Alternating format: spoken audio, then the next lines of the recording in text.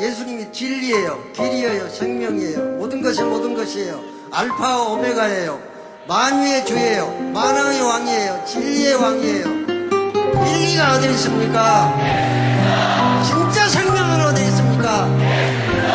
우리가 가야 될 길은 어디 있습니까? 우리가 먹고 살 생명의 양식은 어디 있습니까?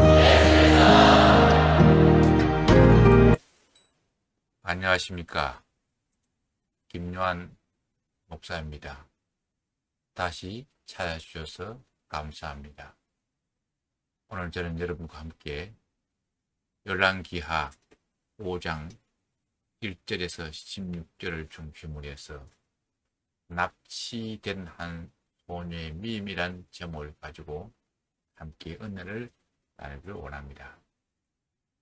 오늘 우리가 함께 읽은 본 말씀은 엘리사가 아람 왕의 군대 장관, 지금 말하면 총사령관인 나만의 병을 치유해준 내용입니다. 그리고 오늘 본 말씀은 나만 장군이 나병을 고치게 된 결정적인 원인이 무엇인가에 대해서도 얘기하고 있습니다.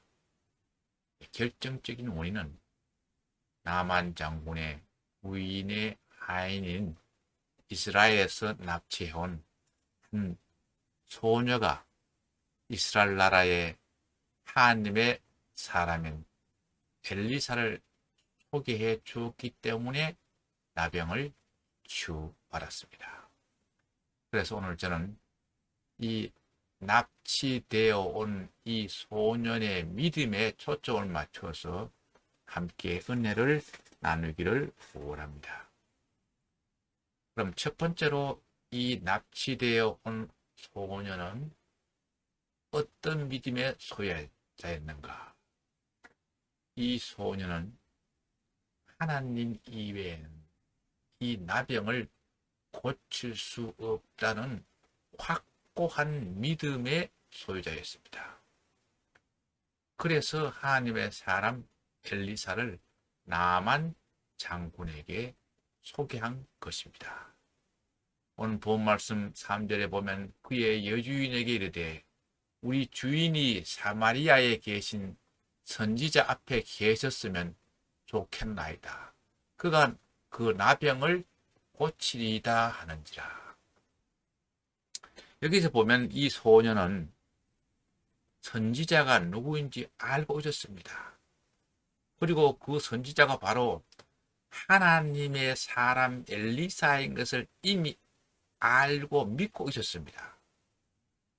그래서 그를 통해서 하나님이 그 주인인 나만 장군의 병을 고쳐주실 것에 대한 확고한 믿음을 가지고 있었기에 이 엘리사 선지자를 소개한 것입니다. 만일 만에 하나라도 잘못되면 속인 자로, 헛소리 한 자로 취급을 받아서 자기 목숨이 어떻게 될 것인가를 잘 알고 있었을 것입니다. 그러나 이 소녀는 확실하고 분명한 하나님에 대한 믿음이 있었기에 이렇게 소개한 것입니다. 그래서 그의 믿음대로 나만 장군은 그 나병에서 치유함을 받았습니다. 만일 치유되지 않고 헛걸음만 하고 돌아왔다면 그의 운명은 불보듯 뻔한 것이었습니다.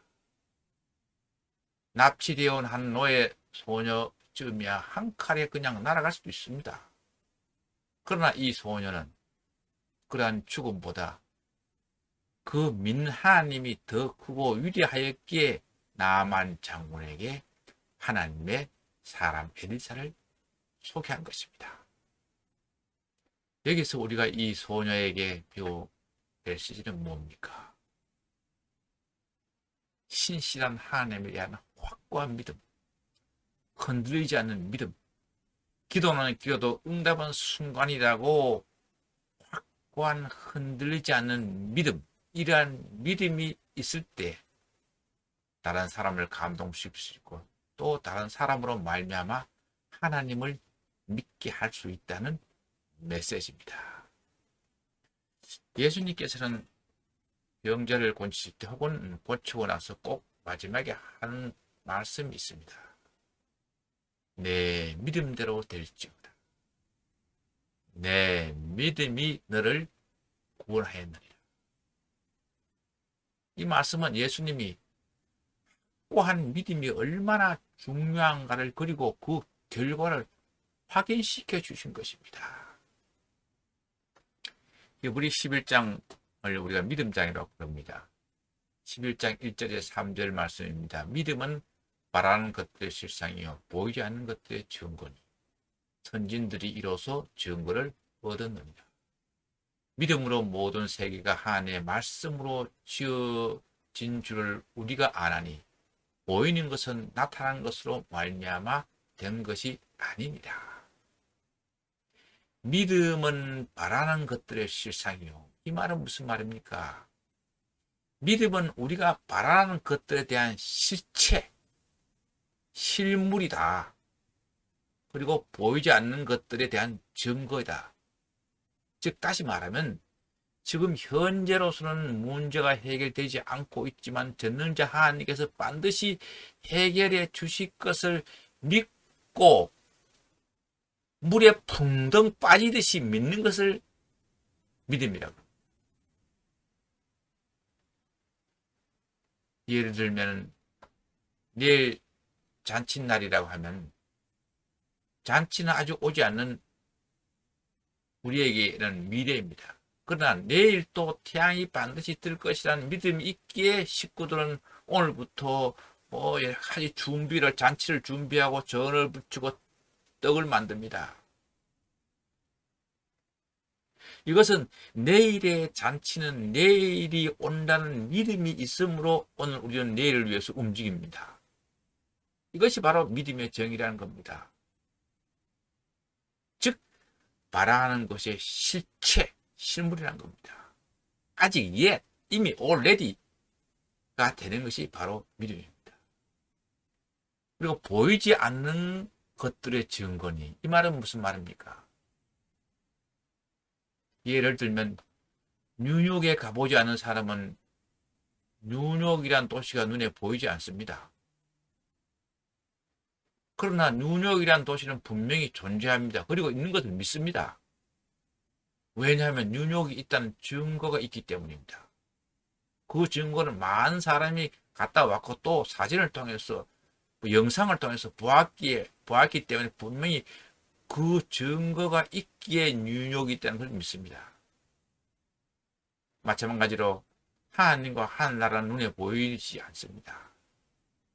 그러나 우리는 하나님의 말씀 성경을 통해서 바이블 속에서 하나님이 자기를 소개하면서 하나님의 존재를 직접 성경을 통해서 자기 노출을 하신 것을 우리가 봅니다. 그리고 알 수 있습니다. 그래서 우리는 이것을 보고 하나님의 존재를 믿습니다. 이것을 우리가 하나님의 특별 계시라고 합니다. 그리고 지어진 우주 만물을 통해서 하나님의 존재를 알 수가 있습니다. 즉 우주 만물을 통해서 이것은 우연히 생긴 것이 아니다. 창조주가 있다, 분명히 있다 라고 믿습니다. 왜냐하면 이것이 하나님의 계심을 증명해 주기 때문입니다. 이것을 우리가 자연계시 혹은 일반계시라고 합니다. 그래서 3절에 보는 믿음으로 모든 세계가 하나님의 말씀으로 지어진 줄을 우리가 아나니 보이는 것은 나타난 것으로 말미암아 된 것이 아니다. 이 말은 무슨 말입니까? 우리는 증거가 있는 것을 믿음이 있으므로 이 세상이 하나님의 말씀으로 창조되었다는 것, 곧 우리의 눈에 보이는 것이 보이지 않는 것에서 나왔다는 것을 믿습니다라는 그런 말입니다. 그 다음 2절에 보니까 선진들이 이로써 증거를 얻었느니라. 이 말은 무슨 말입니까? 옛날 우리의 믿음의 조상들은 이 믿음으로 이와 같은 보이지 않지만은 그 증거를 통해서 믿음을 가지고 믿음으로 하나님의 인정을 받았다는 말입니다. 믿음의 반대는 무엇입니까? 불신앙입니다. 불신앙 어떻게 들어옵니까? 의심할 때 들어옵니다. 예수님은 구름을 타고 오신다고 성경에서 말하고 있는데 마귀도 무엇을 타고 들어오는데 무엇인지 아세요? 마귀는 틈을 타고 들어옵니다. 틈을. 즉 우리가 의심할 때 그 의심의 틈을 타고 삐집고 들어와서 의심하게 하고 우리로에게 불신앙을 심어줍니다.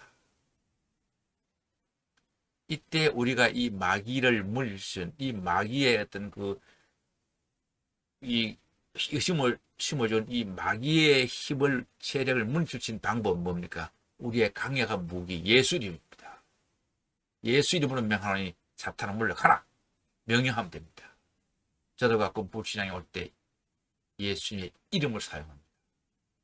예수의 이름을 명하노니 나에게 불신앙을 심어주는 사탄마의 귀신은 떠나가라고 명령합니다. 그 다음 두 번째로 이 납치되어 온 소녀는 어떤 믿음의 소유자입니까? 이 소녀는 자기 일에 충실한 믿음의 소유자였습니다. 3절 이하 제가 읽겠습니다. 그의 여주인에게 이르되 우리 주인이 사마리아에 계신 선지자 앞에 계셨으면 좋겠나이다. 그가 그 나병을 고치리이다 하는지라. 나만이 들어가서 그의 주인께 아뢰어 이르되 이스라엘 땅에서 온 소녀의 말이 이러이러 하더이다 하니 아람 왕이 이르되 갈지어다. 이제 내가 이스라엘 왕에게 그를 보내리라 하더라. 나만이 곧 떠날새 은 10달란트와 은 6,000개와 의복 10벌을 가지고 가서 이스라엘 왕에게 그 글을 전하니 일렀으되 내가 내 신하 나만을 당신에게 보내오니 이 글이 당신에게 이르거든 당신은 그의 나병을 고쳐주소서 하였더라. 이 소녀는 나만 장군의 아내를 시중두는 하녀였습니다. 몸종에 불과한 이 소녀가 안주인인 나만 장군 아내에게 말을 했을 때 이 안주인은 그 소녀의 말을 자기 남편에게 장군에게 전달해 주었습니다. 이 잡혀온 소녀는 몸종에 불과한 하녀이기 때문에 충분히 쓸데없는 헛소리 한다고 무시당해도 될 존재입니다. 그러나 이 소녀의 말이 나만 장군에게 전달되었고 그리고 그 말을 전달받은 나만 장군은 자기 왕에게 그대로 보고했습니다. 이것은 그만큼 이 소녀는 자기 일에 충실했고 그만큼 크레딧이 있었기에 말이 먹혀 들어간 겁니다. 만약 이 소녀가 자기 일에 불성실하고 게으르고 잔머리를 굴리면서 인해서 눈밖에 났다면 나만 장군이나 아내나 나만 장군이 이 몸종인 이 소녀의 말을 들었겠습니까? 오늘 본문에 보니 한마디의 의심이나 주저 없이 왕에게 나만 장군이 왕에게까지 보고하였고 왕은 마침내 이웃 전쟁 상대국인 이스라엘 왕에게 친서를 써서 나만 장군에게 주어서 나만 장군은 왕의 친서를 가지고 출발했습니다. 이것이 우리에게 주는 메시지가 뭡니까? 우리 크리스찬들은 어디서 무엇을 하든지 충실하고 성실함으로 인해서 삶으로 인정받는 자들이 되자는 메시지를 우리에게 주고 있습니다. 오늘 본 말씀에 나만 장군이 병을 고치고 나서 이 소녀를 어떻게 대우했는지에 대해서는 나오지 않고 있습니다. 그러나 우리는 상상할 수는 있습니다. 아마 상당하게 대우를 해 주었거나 아니면 본국으로 자기의 부모 곁으로 보냈을 것입니다. 우리가 어디서 무엇을 하든지 충실하고 성실하기만 하면 하나님이 개입하셔서 반드시 우리를 업그레이드 시켜주시고 더 큰 것으로 보상해 주십니다. 왜냐하면 하나님께서는 우리를 통해서 영광을 받으셨기 때문입니다. 이 축복이 저와 여러분에게 함께 하시기를 축원합니다. 마지막으로 세 번째로 이 납치되어 온 소녀는 어떤 믿음의 소유자였는가? 이 소녀는 선교사 의식을 가지고 살아온 믿음의 사람이었습니다. 3절 다시 읽습니다. 그의 여주인에게 이르되 우리 주인이 사마리아에 계신 선지자 앞에 계셨으면 좋겠나이다. 그가 그 나병을 고치리이다 하는지라. 이 말은 무슨 말입니까? 주인 어른께서 사마리아에 사는 예언자를 한번 찾아봤으면 좋겠습니다. 그분이라면 주인의 나병을 고칠 수가 있을 것입니다. 즉 이 말은 하나님의 사람 엘리사의 명성을 높인 것과 동시에 하나님이 이 엘리사를 통해서 얼마나 위대한 일을 행할 것인가의 복음, 굿뉴스, 복된 소식을 전한 것입니다. 이 소년은 가정에서부터 하나님에 대한 것을 익히 알고 있었고 엘리사가 누구인지 다 알고 있었습니다. 그는 이방인 집에 와서 포로로서 몸종으로 살고 있지만 소년은 고국과 하나님을 잊지 않았습니다. 그녀는 자신을 포로 잡고 감기에 놓이고 시키는 사람들을 향해서 나쁜 생각을 품지 않았습니다. 이 소년은 고국에서 하나님이 엘리사를 통해서 하신 놀라운 사역을 기억하면서 이방인 백성들에게도 하나님이 역사하실 것이라는 것을 확실하게 믿고 이 기쁜 소식을 전해야겠다는 분명한 선교사적 의식을 가지고 있었습니다. 그래서 결국 이 소녀가 전해준 기쁜 소식이 나만 장군으로 하여금 신앙 고백을 하게 만들어서 하나님을 믿게 만들었습니다. 오늘 본문 말씀 15절에 보니까 나만이 모든 군대와 함께 하나님의 사람에게로 돌아와서 그 앞에 서서 이르되 내가 이제 이스라엘 외에는 온 천하에 신이 없는 줄 아나이다. 청하건대 당신의 종에게서 예물을 받으소서 하니. 이 말은 간단하게 요약하면 무슨 말입니까? 처음에는 목에 힘을 주고 막 뻣뻣하게 해서 별을 달고 자만과 교만으로 가르쳐서 선지자가 마중 나와 자기를 영접하기를 기다렸습니다. 그런데 올 때의 모습과는 180도로 바뀐 태도입니다. 즉 자기 병거로부터 내려와서 겸손한 모습을 갖춰서 엘리사 앞에 섰습니다. 그리고 이스라엘 외에는 온 천하에 하나님이 없는 줄 내가 이제 알겠습니다라고 고백합니다. 이 말은 무슨 말입니까? 이 말은 이스라엘 하나님을 통해서만 진정한 치유함이 있습니다. 이스라엘 하나님만이 올바른 진짜 신입니다. 하고 고백한 겁니다. 이것이 우리에게 주는 메시지인 뭡니까? 우리 크리스찬들은 어디서 무엇을 하든 간에 직업이 무엇이든 간에 항상 기쁜 소식, 복음을 전하는 선교사 의식을 가지고 살아가자는 메시지를 우리에게 주고 있습니다. 주경학자 맷 헬리는 이런 말을 했습니다. 그리스도의 영은 선교의 영이다. 그에게 가까이 가면 갈수록 더 열정적인 선교사가 된다. 마태복음 28장 18절 20절 말씀입니다. 예수님께서 하신 말씀입니다. 예수님께서 나와 말씀하여 이르시되 하늘과 땅의 모든 권세를 주셨으니 내게 주었으니 그러므로 너희는 가서 모든 민족을 제자로 삼아 아버지와 아들과 성령의 이름으로 세례를 베풀고 내가 너희에게 분부한 모든 것을 가르쳐 지키게 하라. 볼지어다 내가 세상 끝날까지 너희와 항상 함께 있으리라 하시니라. 이것은 예수님께서 마지막 이 세상을 떠나시면서 우리를 향하신 선교사 파송 메시지입니다. 그리스도가 없는 가슴마다 선교지고 그리스도가 있는 가슴마다 선교사다. 우리는 모두 선교사로 이 자리에 앉아 있습니다. 모두 같은 성령으로 가슴에 그리스도를 새기며 살아가고 있습니다. 우리는 어디서 무엇을 하든지 우리는 선교사입니다. 말씀을 마무리합니다. 오늘 우리는 한 납치되어 온 한 소녀를 통해서 귀한 메시지를 받았습니다. 확고한 믿음, 믿음의 사람으로서 어디서 무엇을 하든지 충실하자. 또한 어디서 무엇을 하든지 항상 선교사 의식을 가지고 살자. 이 메시지를 마음판에 잘 새겼습니다. 순례자의 삶을 승리로 살아가는 우리 모두가 되십시다. 이 축복이 저와 여러분에게 함께 하시기를 축원합니다. 기도하겠습니다. 지금은 하늘의 영광자를 버리시고 이 땅에 인간의 몸을 입고 내려오셨소.